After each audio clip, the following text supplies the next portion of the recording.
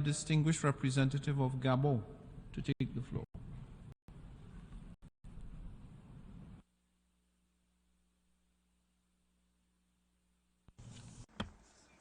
Mr. President, I would like to thank you for the leadership that you are demonstrating in the work of this General Assembly, and you could enjoy the support of my country.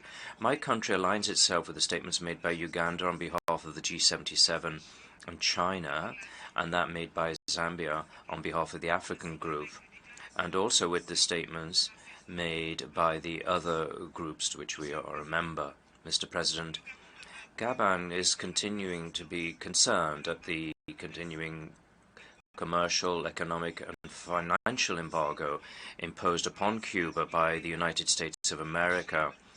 The scale of its impact is more and more harmful to the Cuban people. This economic blockade, which has been going on for more than 61 years, is clearly a hostile act to regional and continental cohesion, and it threatens the pacific coexistence between states.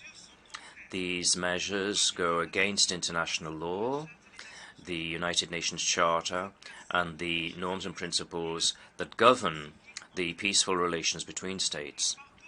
The embargo against Cuba prevents the economic, cultural, and social development of the island, and it has negative impact on many sensitive sectors such as public health, and it affects the well-being of the Cuban people, and it imposes on these people unacceptable suffering. This embargo is the main obstacle to the social and economic development of Cuba and to the implementation of its national development plan, including the development program for 2030. Gabon reasserts its appeal for the full implementation of United Nations resolutions in favor of the lifting of the economic, commercial, and financial embargo that has been imposed upon Cuba by the United States of America. In the same spirit, Gabon calls upon the international community to continue in its efforts to normalize the relations between the two countries. We are convinced that only the principles of dialogue, cooperation, and solidarity will contribute to establishing a climate of trust and peace, and will promote significant progress on this issue. Mr. President, we reiterate our appeal for unconditional lifting of the economic, financial, and commercial embargo imposed upon Cuba, and we will support the draft resolution we have before us. Thank you very much.